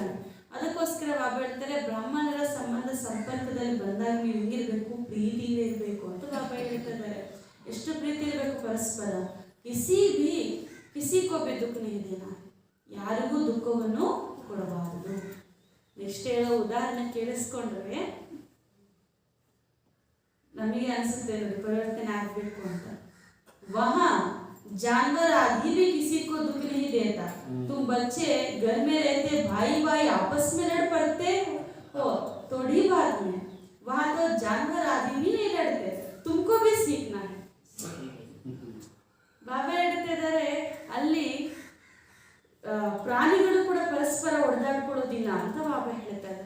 ಅಲ್ಲಿ ಎಷ್ಟು ಸ್ತೋಪ್ರಧಾನವಾಗಿರುತ್ತೆ. ಇಲ್ಲಿ ನೀವು ಒಂದೇ ಮನೇಲಿ ಇದ್ರೂ ಕೂಡ ಸಹೋದರರೇ ಹೊಡೆದಾಡ್ಕೊಳ್ತೀರಾ, ನೀವು ಅವ್ರನ್ನ ನೋಡಿ ಕಲೀರಿ ಅಂತ ಹೇಳ್ತಿದ್ದಾರೆ ಬಾಬಾ. ಯಾರ ನೋಡಿ ಕಲಿಬೇಕಂದ್ರೆ ಪ್ರಾಣಿಗಳು ನೋಡಿ ಕಲೀರಿ ಅಂತ ಹೇಳ್ತಿದ್ದಾರೆ ಬಾಬಾ. బాబా చెప్తున్నారు, పిల్లలు మీరు సుదర్శన చక్రధారులు కావాలి, ఇతరులు కూడా చెప్పించాలి. ఎందుకంటే విషయ సాగరంలో ఉన్న మిమ్మల్ని నేను క్షీర సాగరంలోకి తీసుకెళ్తున్నాను. ప్రేమ్ వాళ్ళ గురించి కూడా ఉదాహరణ చెప్పి బాబా చెప్తున్నారు. వారు చూడండి, దేహరాదూర్లో ఉన్న ఫస్ట్ వెళ్ళినప్పుడు ఎవరికి జ్ఞానం తెలియలేదు, ఎవరు సుదర్శన చక్రధారులు లేరు. కానీ ఎంతమంది ఎలా అయ్యారు, వారు తమ సమానంగా చేసుకున్నారు కదా. మీరు కూడా దేహరాదూర్ అనేది ఒక ప్రదేశం అన్నమాట, అక్కడికి వెళ్ళి సేవ చేస్తారు. అలాగే మనం కూడా మన తోటి వారిని మన సమానంగా చేసుకుంటూ వెళ్ళాలి. బాబా అంటున్నారు, మీరు ఏమి చేయాల్సిన అక్కర్లేదు, కేవలం స్మృతి చేస్తూ ఉంటే చాలు, విశ్వానికి శాంతి యొక్క దానం అనేది స్వతహాగా వెళ్ళిపోతుంది. దీనిలో ఏ పరిశ్రమ లేదు అని అంటున్నారు. కాబట్టి ప్రాక్టీస్ చేయండి, నడుస్తూ తిరుగుతూ అన్ని స్మృతి చేయాలి. బాబాతో వార్తాలాపం కూడా చేయండి, ఇది కూడా స్మృతి చేసేటందుకు ఒక యుక్తి అని అంటున్నారు బాబా. బాబా పిల్లలు గారు, మన కులం వారు, బాబా వీరికి దయ చూపించండి. బాబా మీరు జ్ఞాన సాగరులు, మీరు శాంతి సాగరులు, ప్రేమ సాగరులు, ఇలా చెప్పండి. బాబా ప్రేమ సాగరైనప్పుడు పిల్లైన మనం కూడా ప్రేమతో ఉండాలి కదా, ఎవరికి దుఃఖం ఇవ్వరాదు అని అంటున్నారు బాబా. బాబా అంటున్నారు, పిల్లలు మీరు ఎలా అయిపోయారు, అక్కడ జంతువులు కూడా కొట్టుకోవు అని అంటున్నారు, కానీ ఇక్కడ ఒకే ఇంట్లో ఉన్న సోదరులు కొట్టుకుంటారు. బాబా చెప్తున్నారు, వారిని చూసైనా మీరు నేర్చుకోండి, అంటే ప్రాణం చూసైనా మీరు నేర్చుకోండి అని అంటున్నారు. వారు ఎలా ఉన్నారు అలా. तो नहीं सीखेंगे, तुमको भी सीखना है. सीखेंगे या नहीं सीखेंगे? नहीं सीखेंगे तो बात कहेंगे तुम बहुत सजाए खाएंगे, पर भ्रष्ट हो जाएगा. ಬಾಬಾ ಹೇಳ್ತಾರೆ, ನೀವು ಕಲಿಬೇಕಲ್ಲ, ಒಂದು ವೇಳೆ ಕಲ್ತಿಲ್ಲ ಅಂತಂದ್ರೆ ಬಹಳ ಶಿಕ್ಷೆಗಳು ಪಡಿಬೇಕಾಗುತ್ತೆ, ಪದವಿ ಕೂಡ ಭ್ರಷ್ಟ ಆಗ್ಬಿಡುತ್ತೆ. ಸಜಾ ಲಾಯಕ್ ಹಮ್ ಕ್ಯೂ ಬನೆ, ನಾವು ಸಜಾಗೆ ಅಂದರೆ ಶಿಕ್ಷೆಗೆ ಯೋಗ್ಯರು ಯಾಕೆ ಆಗಬೇಕು ಅಂತ ಕೇಳ್ತಾರೆ. ಶಿಕ್ಷೆಗೆ ಯೋಗ್ಯರಾಗೋಣ, ಯಾವುದಕ್ಕೆ ಯೋಗ್ಯರಾಗಬೇಕು? ಉನ್ನತ ಪದವಿಯನ್ನು ಪಡೆದುಕೊಳ್ಳುವಂತಹ ಯೋಗ್ಯರಾಗಬೇಕು ನಾವು. ಅದರ ಬದಲಾಗಿ ಪದವಿಯನ್ನು ಭ್ರಷ್ಟ ಮಾಡಿಕೊಳ್ಳುವಂತಹ ಶಿಕ್ಷೆಗೆ ಯೋಗ್ಯರಾಗಿ ಯಾಕಾಗಬೇಕು ಅಂತ ಕೇಳ್ತಿದ್ದಾರೆ ಬಾಬಾ. ಆಗ್ಬಾರ್ದಲ್ವಾ? तो ಪಾಸ್ಯಸ್ಥಾನದಲ್ಲಿ ಹೋಗೋಣ. ಶಿಕ್ಷೆಗೆ ಯೋಗ್ಯರಾಗಬಾರ್ದು ಅಂತಂದ್ರೆ ಪಾಸ್ಯಸ್ಥಾನರಾಗಬೇಕು ಅಂತ ಬಾಬಾ ಹೇಳ್ತಾರೆ. आगे चलकर बाबा सब साक्षात्कार कराते रहते हैं। अभी थोड़ा समय इसे जल्दी करो। बीमारी में भी सबको कहते हैं ना, राम राम कहो। अंदर से भी कहते हैं, पिछाड़ी में भी कोई बहुत तीखे जाते हैं, मेहनत कर आगे बढ़ जाते हैं। बहुत वंडर्स देखते रहेंगे। नाटक के पिछाड़ी में वंडरफुल पार्ट होता है, पिछाड़ी में भी वाह वाह होता है। उसी समय तो बहुत खुशी में रहेंगे। जिसमें ज्ञान नहीं है वह तो वहाँ ही बेहोश हो जाएंगे। ऑपरेशन आदि के समय डॉक्टर लोग कमजोर को खड़ा नहीं करते हैं। पार्टीशन में क्या हुआ सभी ने देखा ना, यह तो बहुत दर्दनाक समय है। इसको कौन नाहक कहा जाता है। इसको देखने के लिए बहुत हिम्मत चाहिए।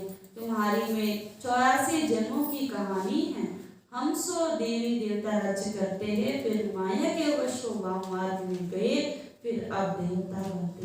यह सिमरन करते रहो तो भी बेड़ा पार, यह स्वदर्शन चक्रधारी बनना है। ತಂದೆ ಹೇಳ್ತಿದ್ದಾರೆ, ಈಗ ನೀವು ಸ್ವಲ್ಪ ಸಮಯ ಮಾತ್ರ ಇದೆ. ಬಾಬಾ ಇನ್ನು ಮುಂದೆ ಎಲ್ಲ ಸಾಕ್ಷಾತ್ಕಾರಗಳನ್ನು ಕೂಡ ಮಾಡಿಸ್ತಾರೆ. ಸ್ವಲ್ಪ ಸಮಯ ಇರೋದ್ರಿಂದ ನಾವು ಜಲ್ದಿ ಪುರುಷಾರ್ಥ ಮಾಡಬೇಕು ಅಂತ ಹೇಳ್ತಿದ್ದಾರೆ ಬಾಬಾ. ಇವಾಗ ಏನೇ ರೋಗ ಬಂದರೂ ಕೂಡ ಏನು ಹೇಳ್ತಾರೆ, ರಾಮ ರಾಮ ಅಂತ ಹೇಳ್ತಾರಲ್ಲ, ಅದಕ್ಕೋಸ್ಕರ ನಮ್ಗೆ ಏನೇ ಆದರೂ ಕೂಡ ತಂದೆಯ ನೆನಪನ್ನು ಬಿಡಬಾರದು. ಒಳಗಡೆಗೆ ಅಷ್ಟು ನಶೆ ಇರಬೇಕು ಅಂತ ಬಾಬಾ ಹೇಳ್ತಾರೆ. ಲಾಸ್ಟಲ್ಲಿ ಬಂದರೂ ಕೂಡ ಫಾಸ್ಟಾಗಿ ಹೋಗ್ಬಿಡ್ತಾರೆ ಅಂತ ಕೆಲವರು, ತುಂಬ ಮುಂದೆ ಹೋಗ್ಬಿಡ್ತಾರೆ. ಇಲ್ಲಿ ಪರಿಶ್ರಮ ಮಾಡಬೇಕು ಅಂತ ಬಾಬಾ ಹೇಳ್ತಾರೆ. ಪರಿಶ್ರಮ ಇಲ್ಲದೆ ಮುಂದುವರೆಯಲು ಸಾಧ್ಯ ಇಲ್ಲ. ನೀವು ಮುಂದೆ ಹೋಗ್ತಾ ಎಷ್ಟೊಂದು ಅದ್ಭುತಗಳನ್ನೇ ನೋಡ್ತೀರಾ ಅಂತ ಬಾಬಾ ಹೇಳ್ತಾರೆ. ನಾಟಕದಲ್ಲಿ ಲಾಸ್ಟಲ್ಲಿ ವಂಡರ್ಫುಲ್ ಪಾರ್ಟ್ ಇರುತ್ತಲ್ಲ, ಸಿನಿಮಾ ಹೆಂಗಾದ್ರೂ ನೋಡ್ಲಿ, ಕ್ಲೈಮ್ಯಾಕ್ಸ್ ಪಾರ್ಟ್ ಬಂತು ಅಂತಂದ್ರೆ ಎಲ್ಲರೂ ಅಟೆನ್ಷನ್. ಇವಾಗ ಕೂಡ ಏನಾಗ್ತಾ ಇದೆ, ಕ್ಲೈಮ್ಯಾಕ್ಸ್ ಬರಲಿ, ಅದಕ್ಕೋಸ್ಕರ ನಾವೆಲ್ಲರೂ ಕೂಡ ಅಷ್ಟೇ ಅಟೆಂಟಿವ್ ಆಗಿರಬೇಕು ಅಂತ ಬಾಬಾ ಹೇಳ್ತಾರೆ. ಆ ಅದ್ಭುತದ ಪಾತ್ರವನ್ನು ನೋಡಲಿಕ್ಕೆ ಲಾಸ್ಟಲ್ಲಿ ವಾಹಿನ ಪಾತ್ರ ನಡೆಯುತ್ತೆ. ಆ ಸಮಯದಲ್ಲಿ ನೀವು ತುಂಬ ಖುಷಿಯಾಗಿರಬೇಕು ಅಂತ ಬಾಬಾ ಹೇಳ್ತಾರೆ. ಒಂದು ವೇಳೆ ನಿಮ್ಗೆ ಈ ಜ್ಞಾನ ಇಲ್ಲ ಅಂತಂದ್ರೆ ಆ ಸಮಯದಲ್ಲಿ ಖುಷಿ ಪಡೋ ಬದಲು ಆ ಸೀನ್ಸ್ ನೋಡಿ ಕನ್ಸುತ್ತಿ ಬಿದೋಗ್ಬಿಡ್ತೀರಾ ಅಂತ ಬಾಬಾ ಹೇಳ್ತಾರೆ. ಚಕ್ಕರೆ ಬರುತ್ತೆ ಅಂತ ಬಾಬಾ ಹೇಳ್ತಾರೆ. ಡಾಕ್ಟರ್ಸ್ ಆಪರೇಷನ್ ಮಾಡುವಾಗ ವೀಕ್ ಆಗಿರೋರನ್ನು ಇಡಿಸ್ಕೊಂಡಲ್ಲ, ಯಾಕೆಂದ್ರೆ ಕೆಲವರಿಗೆ ರಕ್ತ ನೋಡಿದ ತಕ್ಷಣ ಕನ್ಸುತ್ತಿ ಬಂದ್ಬಿಡುತ್ತೆ ಅಲ್ವಾ. ಬಲ ಇರಬೇಕು, ಶಕ್ತಿ ಇರಬೇಕು. ಬಾಬಾ ಹೇಳ್ತಾರೆ, ಅಂತಿಮದಲ್ಲಿ ಡಾಕ್ಟರ್ ಏನು ಸುಮ್ಮನೆ ಕುಯ್ದು ಮತ್ತೆ ಹೊಲಿಗೆ ಹಾಕ್ತಾರೆ, ಆದರೆ ಅಂತಿಮದಲ್ಲಿ ರಕ್ತದ ನದಿಗಳೇ ಹರಿಯುತ್ತದೆ. ಅದನ್ನೆಲ್ಲ ನೀವು ನೋಡಬೇಕು. ಆ ಸಮಯದಲ್ಲೂ ಕೂಡ ನಿಮ್ಮ ಸ್ಥಿತಿ ಶ್ರೇಷ್ಠವಾಗಿರಬೇಕು ಅಂತಂದ್ರೆ ಇವಾಗ ನೀವು ಪರಿಶ್ರಮ ಪಡಬೇಕು, ಸ್ವಲ್ಪ ಸಾಹಸ ವಹಿಸಬೇಕು ಅಂತ ಬಾಬಾ ಹೇಳ್ತಾರೆ. ಅಂತಿಮದಲ್ಲಿ ಆ ಸೀನ್ಸಲ್ಲಿ ನೋಡಲಿಕ್ಕೆ ತುಂಬಾ ಧೈರ್ಯ ಬೇಕು ಅಂತ ಬಾಬಾ ಹೇಳ್ತಾರೆ. ಧೈರ್ಯ ಇದೆಯಾ? ನೋಡ್ತಿರೋದೆಲ್ಲ ನೋಡೋದಂತಂದ್ರೆ ಕೇವಲ ನೋಡೋದು ಅಂತ ಅರ್ಥ ಅಲ್ಲ. ಬಾಬಾ ಹೇಳ್ತಾರೆ, ನಮ್ಮ ಸ್ಥಿತಿ ಅಷ್ಟು ಶ್ರೇಷ್ಠವಾಗಿದ್ದಾಗ ಅದೇನೂ ಕೂಡ ನಮ್ಮ ಕಣ್ಣಿಗೆ ಕಾಣಿಸೋದಿಲ್ಲ. ಇದೇ ನಿಮ್ಮ 84 ಜನ್ಮಗಳ ಕಥೆಯಾಗಿದೆ. ನಾವೇ ದೇವತೆಯರು, ನಾವೇ ಮತ್ತೆ ಮಾಯೆಗೆ ವಶರಾಗಿ ವಾಮಾರ್ಗದಲ್ಲಿ ಬಂದ್ಬಿಡ್ತೀವಿ, ಮನುಷ್ಯರಾಗಿ ಪುನಃ ನಾವೇ ಈಗ ದೇವತೆಗಳಾಗ್ಬಿಡ್ತೀವಿ. ಇದನ್ನ ಸ್ಮರಣೆ ಮಾಡ್ತಾ ಇದ್ರೆ ಸಾಕು, ನಿಮ್ಮ ದೋಣಿ ಪಾರಾಗುತ್ತೆ ಅಂತ ಬಾಬಾ ಹೇಳ್ತಿದ್ದಾರೆ. ఇదే సుదర్శన చక్రవాగిది అంటే బాబా చెప్తున్నారు. ఇంత జ్ఞానం తెలిసినప్పటికీ మీరు ఒకసారి తండ్రిని చెప్పినటువంటి జ్ఞానం తెలుసుకోలేదు, వారు చెప్పినట్టు మీరు వినలేదు అని అంటే చాలా శిక్షణ పొందుకోవాల్సి ఉంటుంది అని అంటున్నారు బాబా. కావున మనం తెలిసినా మనం ఎందుకు శిక్షణకి యోగ్యులుగా అవ్వాలి అని మీకు అనుకోవాలి కదా. మనం ఎప్పుడు కూడా అలా కారాదు. ఇక్కడ లభించినటువంటి కొద్ది సమయంలోనే పాశ్వస్థానాలుగా అయి చూపించాలి. లాస్ట్లో వచ్చే వాళ్ళు కూడా చాలా మంచి ముందుకు వెళ్తారు. ఇంకా రాబోయే అంతిమ సమయం యొక్క పాత్ర చాలా అద్భుతంగా ఉంటుంది. వాహ్ అనే పాత్ర అనేది ఉంటుంది అంటున్నారు. కావున ఇంకా ఆ సమయంలో ఎంతో దుఃఖపు రక్తపు నదులే ప్రవహిస్తాయి. ఇక్కడ డాక్టర్స్ ఆపరేషన్ చేసినప్పుడే అందరిని పెట్టుకోరు, ఎందుకంటే కొందరు చూస్తూనే కళ్ళు తిరిగి పడిపోతారు. బాబా అంటున్న అంతిమంలో ఎలాంటి సీన్స్ వస్తాయి, రక్తపు నదులు ప్రవహిస్తాయి. మీరంతా కూడా మనోబలము లేకపోతే, సాహసము లేకపోతే దాన్ని చూడలేరు అని అంటున్నారు. ఇదే మీ 84 జన్మల కథ అని అంటున్నారు బాబా. మనమే దేవీ దేవతలుగా ఈ రాజ్యం చేస్తాము, దాని తర్వాత మాయకి వశమై బాబా మార్గంలో వచ్చేస్తాము, మరలా ఇప్పుడు మనమే దేవతలుగా అవుతున్నాము అంటున్నాను. కేవలం దీన్ని స్మరించినా చాలు మీ నావ తీరానికి చేరుతుంది అంటున్నారు బాబా. కావున ఇదే సుదర్శన చక్రధారులుగా ఉంటాం. ఇలా మీరు ఎంత వీలైతే అంత ఒక తండ్రిని స్మృతి చేస్తూ సుదర్శన చక్రధారులు అవుతూ ఇతరులు కూడా చేయించాలి అని చెప్తారు. అచ్చా, ಎಲ್ಲರೂ ಕೂಡ ನಮಸ್ತೆ ಅನ್ನೋದಾದ್ರೆ मीठे मीठे सिखलते बच्चों प्रति माता पिता बाप दादा का याद प्यार और गुड मॉर्निंग। रूहानी बाप की रूहानी बच्चों को नमस्ते। हम रूहानी बच्चों की रूहानी माता पिता बाप दादा को याद प्यार और गुड मॉर्निंग और नमस्ते नमस्ते नमस्ते।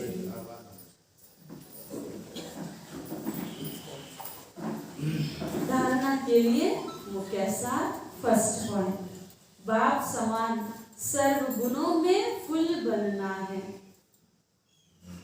ತಂದೆಯ ಸಮಾನ ಸರ್ವ ಗುಣಗಳಲ್ಲಿ ಫುಲ್ ಆಗಬೇಕು.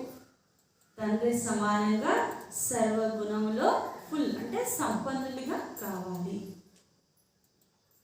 आपस में बहुत प्यार से रहना है. ಪರಸ್ಪರ ಬಹಳ ಪ್ರೀತಿಯಿಂದ ಇರಬೇಕಾಗಿದೆ. పరస్పరము మీరు చాలా ప్రేమతో ఉండాలి అంటున్నారు. कभी किसी को भी दुख नहीं देना है. ಎಂದಿಗೂ ಯಾರಿಗೂ ದುಃಖವನ್ನು ಕೊಡಬಾರದು. ఎప్పుడు ఎవ్వరికి దుఃఖమును ఇవ్వరాదు.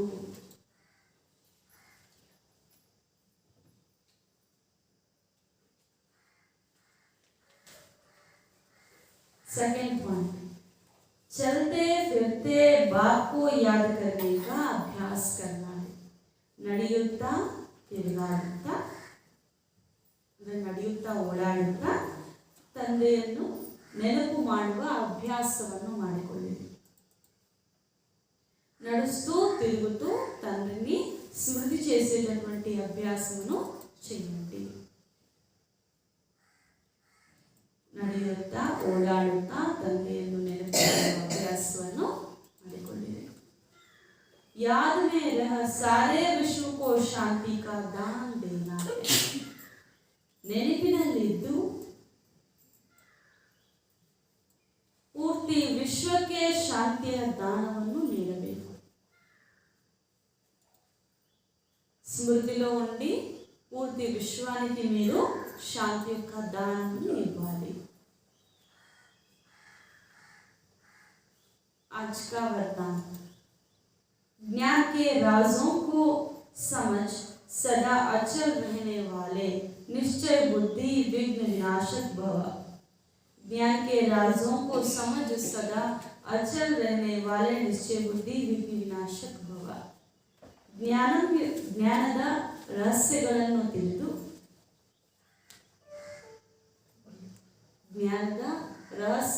ತಿಳಿದು ಸದಾ ಅಚಲವಾಗಿರುವಂತಹ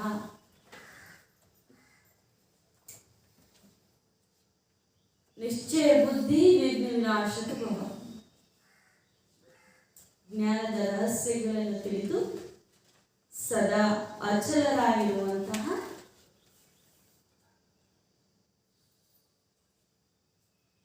నిశ్చయ బుద్ధి విఘ్న వినాశక భవ. జ్ఞానం యొక్క రహస్యములను తెలుసుకుని సదా అచలంగా ఉండే నిశ్చయ బుద్ధి विघ्न विनाशक भव. स्पष्टीकरण, विघ्न विनाशक स्थिति में स्थित रहने से कितना भी बड़ा विघ्न खेल अनुभव होता है. खेल समझने के कारण विघ्न से कभी घबराएंगे नहीं, लेकिन खुशी खुशी से विजयी बनेंगे और डबल लाइट रहेंगे. ड्रामा के ज्ञान की स्मृति से हर विघ्न नथिंग न्यू लगता है, नई बात नहीं है, लगेगी. यह सब पुरानी बातें हैं, अनेक बार विजयी बने हैं.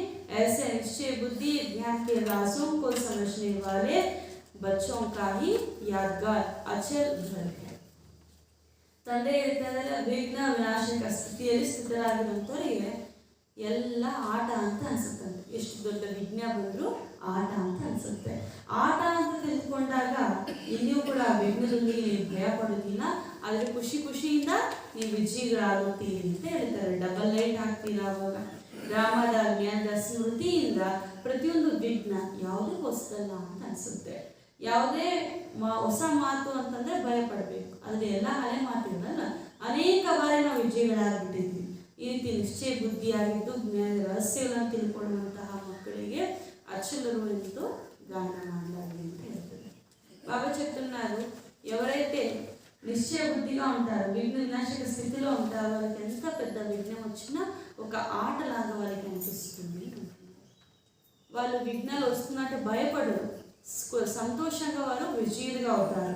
అలాగే డబల్ లైట్గా ఉంటారు. విఘ్నం వచ్చినప్పుడు కొత్తది కాదు అని అనిపిస్తుంది. అన్ని పాత మాటలు, అనేక సార్లు విజయులుగా అయ్యారు. కావున ఇదే నిశ్చయ బుద్ధి జ్ఞానం యొక్క రహస్యాన్ని తెలుసుకున్న పిల్లలనే నిశ్చయ బుద్ధి వంటి వారు అచలలోని చెప్పబడుతుంది. స్లోగన్, दृढ़ता की शक्ति साथ हो तो सफलता गले का हार बन जाएगी. ದೃಢತೆಯ ಶಕ್ತಿ ಜೊತೆಯಲ್ಲಿದ್ದಾಗ, ದೃಢತೆಯ ಶಕ್ತಿ ಜೊತೆಯಲ್ಲಿದ್ದಾಗ ಸಫಲತೆ ಕೊರಳಿನ ಹಾರವಾಗುತ್ತದೆ.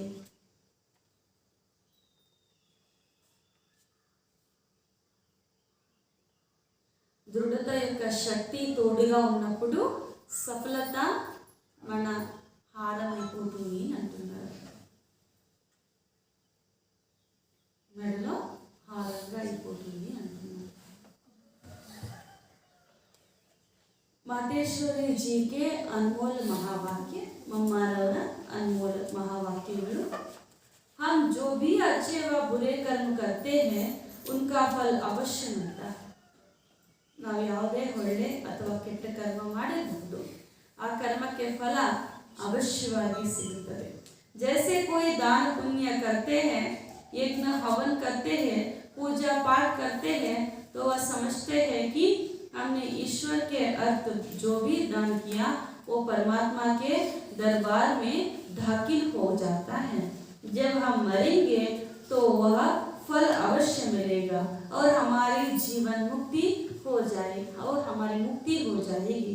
परंतु या तो हम जान चुके हैं कि इस करने से कोई सदा काल के लिए फायदा होते नहीं, या तो जैसे कर्म हम करेंगे उससे अल्पकाल क्षण भंगुर सुख की प्राप्ति अवश्य होती है, मगर जब तक यह प्रैक्टिकल जीवन में सदा सुखी नहीं बनी तब तक उसका रिटर्न नहीं मिल सकता.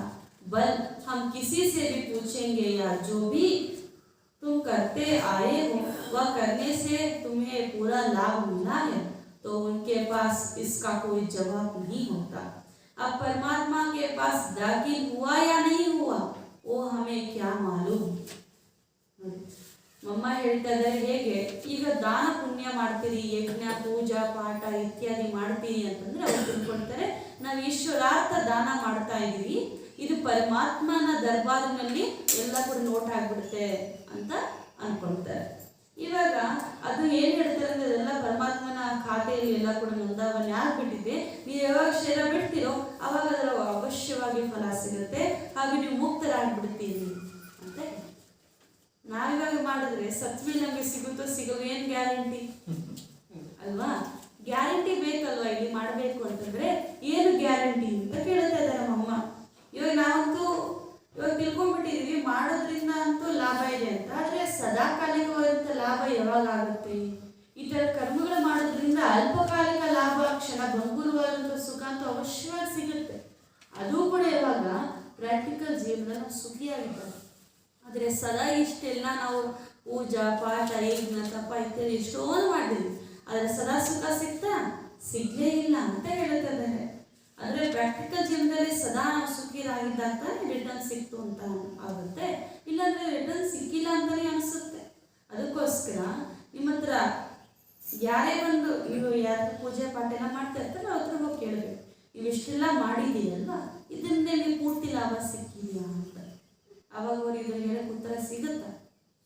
ಥರ ಇರಲ್ಲ. ಅದಕ್ಕೆ ಅವ್ರು ಇನ್ನೊಂದು ಮಾತು ಹೇಳ್ಬಿಡ್ತಾರೆ ಏನಂತ, ನಾವು ಏನೇ ಮಾಡಿದ್ರು ಅದು ಪರಮಾತ್ಮನ ನೋಟೆಡ್ ಆಗಿದೆ. ಅದೇ ನಿಜವಾಗ್ಲೂ ಪರಮಾತ್ಮನ ಆ ಖಾತೆಯಲ್ಲಿ ನೋಟ್ ಆಗಿದೆಯೋ ಇಲ್ವೋ ಏನು ಗೊತ್ತಾಗುತ್ತೆ? जब तक अपनी प्रैक्टिकल जीवन में कर्म श्रेष्ठ नहीं बने तब तक कितनी भी मेहनत करेंगे तो भी मुक्ति जीवन मुक्ति प्राप्त नहीं होगी. ನೀವು ನಿಮ್ಮ ಜೀವನದಲ್ಲಿ ಸುಖಿಯಾಗಿರಬೇಕು ಅಂತಂದ್ರೆ ನೀವು ದಾನ ಪುಣ್ಯ ಯಜ್ಞ ತಪೋಗಳನ್ನು ಮಾಡುವಂತಹ ಅವಶ್ಯಕತೆ ಇಲ್ಲ. ಆದರೆ ಅದರ ಬದಲಾಗಿ ಏನು ಮಾಡಬೇಕು? ನಿಮ್ಮ ಪ್ರಾಕ್ಟಿಕಲ್ ಜೀವನದಲ್ಲಿ ಕರ್ಮವನ್ನು ಶ್ರೇಷ್ಠ ಮಾಡಿಕೊಳ್ಳಬೇಕು. ಈ ಪರಿಶ್ರಮ ನೀವು ಮಾಡಿಲ್ಲ ಅಂತಂದ್ರೆ ನಿಮಗೆ ಮುಕ್ತಿ ಅಥವಾ ಜೀವನ ಮುಕ್ತಿ ಸಿಗಲು ಸಾಧ್ಯವಿಲ್ಲ. ನಾವು ಭಕ್ತಿ ಮಾರ್ಗದ ಸಾಮಗ್ರಿಗಳಿಂದ ಮುಕ್ತಿಯನ್ನು ಪಡ್ಕೊಂಡಿದ್ದೀವಿ, ಅದನ್ನು ಪಡ್ಕೊಳ್ತೀವಿ ಅಂತಂದ್ರೆ ಇಷ್ಟೊತ್ತಿಗೆ ಪಡ್ಕೊಂಡಿರ್ಬೇಕು. ಆದರೆ ಯಾರು ಕೂಡ ಪಡ್ಕೊಂಡಿಲ್ಲ. ಇದರಿಂದಲೇ ಸಿದ್ಧ ಆಗುತ್ತೆ. ನಾವು ಕೇವಲ ಯಜ್ಞ ಆದಿ ಇತ್ಯಾದಿ ಪೂಜಾ ಪಾಠದಿಂದ ಅಲ್ಲ, ನಮ್ಮ ಜೀವನ ನಮ್ಮ ಕರ್ಮ ಪರಿವರ್ತನೆ ಮಾಡಿಕೊಳ್ಳೋದ್ರಿಂದ ನಾವು ಮುಕ್ತಿ ಜೀವನ ಮುಕ್ತಿಯನ್ನು ಪಡ್ಕೊಳ್ತೀವಿ ಅಂತ. अच्छा दान पुण्य किया लेकिन उस करने से कोई विकर्म तो बस नहीं हुआ, फिर मुक्ति जीवन मुक्ति कैसे प्राप्त होगी?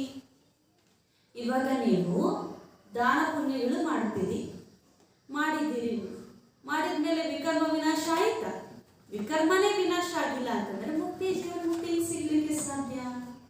भले इतने संत महात्माएं हैं, जब तक उन्हों को कर्म की नॉलेज नहीं है तब तक वो कर्म अकर्म नहीं हो सकता, ना वह मुक्ति जीवन मुक्ति को प्राप्त करेंगे. उन्हों को भी यह मालूम नहीं कि सत धर्म क्या है और सत कर्म क्या है. सिर्फ मुख से राम राम कहना, इससे कोई मुक्ति होगी नहीं. ತಂದೆ ಹೇಳ್ತಾ ಇದ್ದಾರೆ, ಬಲೆ ಇಲ್ಲಿ ಸತ್ ಮಹಾತ್ಮರು ಪುಣ್ಯಾತ್ಮರು ಎಷ್ಟು ಜನ ಇರ್ಬೋದು, ಆದರೆ ಅವ್ರಿಗೆ ಕರ್ಮದ ಜ್ಞಾನ ಇಲ್ಲ ಅಂತ ಹೇಳ್ತಾರೆ. ಸತ್ ಧರ್ಮ ಅಂದ್ರೇನು, ಸತ್ ಕರ್ಮ ಅಂದ್ರೆ ಏನು ಅಂತ ಅವರಿಗೆ ತಿಳಿದಿಲ್ಲ. ನೀವು ತಿಳಿದೇ ಎಷ್ಟೇ ಮಾಡಿ ಬಾಯಿಂದ ರಾಮ ರಾಮ ಅಂತ ಹೇಳಿ, ಆದರೆ ಯಾರೂ ಕೂಡ ಮುಕ್ತಿಯನ್ನು ಪಡೆದುಕೊಂಡು ಸಾಧ್ಯವಿಲ್ಲ. बाकी ऐसे समझ बैठने की मरने के बाद हमारी मुक्ति होगी, उन्हों को यह पता ही नहीं मरने के बाद क्या फायदा मिलेगा.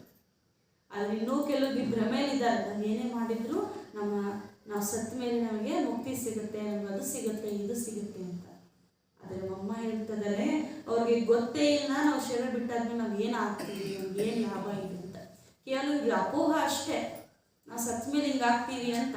ಆದರೆ ನಿಜವಾಗ್ಲೂ ಕೂಡ ಏನಾಗ್ತೀವಿ ಅಂತ ಅವ್ರಿಗೆ ಗೊತ್ತಿಲ್ಲ. कुछ भी नहीं. बाकी तो मनुष्य अपने जीवन में चाहे बुरे कर्म करे चाहे अच्छे कर्म करे, वो भी इस ही जीवन में भोगेंगे. अब यह सारी नॉलेज हमें परमात्मा टीचर द्वारा मिली हुई है कि कैसे शुद्ध कर्म करके अपनी प्रैक्टिकल जीवन बनाने है. ಇತ್ಯಾದಿ ನಾವು ಏನೆಲ್ಲ ಮಾಡ್ತೀವಿ ಭಕ್ತಿ ಮಾರ್ಗದಲ್ಲಿ ಅದರಿಂದ ಯಾವುದೇ ಲಾಭ ಇಲ್ಲ. ಈಗ ನಮ್ಮ ಜೀವನದಲ್ಲಿ ಮನುಷ್ಯರು ಯಾವುದು ಒಳ್ಳೆ ಕರ್ಮ ಮಾಡ್ತಾರೋ ಅಥವಾ ಯಾವುದು ಕೆಟ್ಟ ಕರ್ಮ ಮಾಡ್ತಾರೋ ಅದು ಈ ಜೀವನದಲ್ಲಿ ಅನುಭವ ಮಾಡ್ತಾರೆ. ಸತ್ತ ಮೇಲೆ ಗರುಡ ಪುರಾಣದಲ್ಲಿ ಬರ್ದಂಗೆ ಎಣ್ಣೆಯಲ್ಲಿ ಫ್ರೈ ಮಾಡ್ತಾರೆ ಅಂತ ಇತ್ಯಾದಿ ಯಾವುದೇ ವಿಷಯಗಳು ಇಲ್ಲ ಅಂತ ಹೇಳ್ತಾ ಇದ್ದಾರೆ. ಮತ್ತೆ ನಮ್ಮ ಕರ್ಮಗಳಿಗೆ ಶುದ್ಧ ಆಗಬೇಕು, ಈ ಥರನೇ ಕೆಟ್ಟ ಕರ್ಮ ಮಾಡ್ಕೊಂಡು ಹೋಗ್ತಾ ಇದ್ರೆ ಇಷ್ಟು ದುಃಖ ಎಷ್ಟುವರೆಗೂ ಅಂತ ಅನಿಸುತ್ತಲ್ಲ. ಅದಕ್ಕೋಸ್ಕರ ಈಗ ಸ್ವಯಂ ಪರಮಾತ್ಮನೇ ಟೀಚರ್ ಆಗಿ ಬಂದು ಶುದ್ಧ ಕರ್ಮಗಳನ್ನು ಕಲಿಸ್ಕೊಡ್ತಾರೆ. ಇದರಿಂದ ನಿಮ್ಮ ಪ್ರಾಕ್ಟಿಕಲ್ జీవనమే శుద్ధమవుతుంది ಅಂತ ಹೇಳ್ತಾರೆ. మమ్మ ఇప్పుడు ఏం చెప్పారంటే మన కర్మలు మనం ఏ కర్మ చేసినా మంచి కర్మైనా చెడు కర్మైనా దానికి ఫలం అయితే లభిస్తుంది. ప్రపంచం వారు ఏం చేస్తారు, దాన పుణ్య పూజలు యజ్ఞాలు ఇవంతా చేసి మేము చనిపోయిన తర్వాత మాకు ప్రాప్తి అవుతుంది మంచిది అవుతుంది అనేసి ఇవంతా చేస్తూ వస్తారు. కానీ మా అమ్మ చెప్తున్నారు ఏం గ్యారంటీ మీకు లభిస్తుంది అని కదా. అందుకనే మా అమ్మ చెప్తున్నారు మీరు ఇట్లాంటి పూజలు చేయడం వల్ల మీరు సదా సుఖిగా అవ్వరు, క్షణభంగూరమైనటువంటి అంటే క్షణికమైన సుఖాన్ని మీరు అనుభవం చేయొచ్చు అంటే, కానీ సదాకాలికమైన సుఖాన్ని మీ జీవితంలో మీరు ఎప్పుడు అనుభవం చేయలేరు. మీరు ఒకవేళ అలా అనుభవం చేయాలంటే మీ కర్మలు శ్రేష్టంగా అవ్వాలి. భలే ఇక్కడ ఎంత పెద్ద సన్యాసి ఉండొచ్చు, సత్ మహాత్ములై ఉండొచ్చు, కానీ వారికి శ్రేష్ఠ ధర్మము శ్రేష్ఠ కర్మం యొక్క పరిచయం అంటే వారికి లేదు. కావున వారు కూడా వికర్మాన్ని వినాశం చేసుకొని ముక్తిని పొందుకోలేరు. మీరు మాత్రమే ముక్తి జీవన్ ముక్తి రెండింటిని పొందుకోలేరు. అది ఎప్పుడు అంటే శుద్ధ కర్మను చేసినప్పుడు. ఇక్కడ చెడు కర్మైనా మంచి కర్మైనా రెండింటి యొక్క ఫలమును ఇప్పుడే అనుభవం చేస్తాను అంటున్నారు. కానీ ఇప్పుడు స్వయం పరమాత్ముడే టీచర్గా ఈ శుద్ధ కర్మమును ఎలా చేయాలని శిక్షణని ఇస్తున్నాను అని అంటున్నారు. ఇది ప్రాక్టికల్ జీవనం తెచ్చుకున్నప్పుడే మనం సదా సుఖిగా ముక్తి జీవనోక్తిని రెండింటిని పొందుకోగలమని చెప్తారు. ఓం శాంతి. ಮತ್ತು ಬಾಬಾ ಎಷ್ಟು ಸುಂದರವಾಗಿ ಮುಂದುವರಿಸ್ತಾರೆ. ಪೂರ್ತಿ ಮುರಳಿ ಸಾರ ಬಾಬಾ ಮುಂದೆ ತಿಳಿಸಿದ್ರು, ನೀವು ಏನೇ ಕರ್ಮ ಮಾಡುತ್ತಾ ನನ್ನನ್ನು ನೆನಪು ಮಾಡಿ. ನೀವು ಸೇವೆನೂ ಅಷ್ಟೇ, ಇದರಲ್ಲಿ ಸಹಜ ಸೇವೆ ಆಗ್ಬಿಡುತ್ತೆ. ನೀವು ನೆನಪಿನಲ್ಲಿದ್ದಾಗ ಇತರರಿಗೆ ಕಲಿಸ್ತಾ ಇದ್ದಾಗ ನೀವು ಸಹಜವಾಗಿ ಸೇವೆ ಆಗ್ಬಿಡುತ್ತೆ. ಈ ರೀತಿ ಸೇವೆಯನ್ನು ಮಾಡುತ್ತಾ ಹೋಗಿ ಎಲ್ಲರಿಗೂ ತಮ್ಮ ಸಮಾನವಾಗಿ ಮಾಡಿಕೊಳ್ತಾ ಹೋಗಿ ಅಂತ ಬಾಬಾ ನಮಗೆ ಶಿಕ್ಷಣವನ್ನು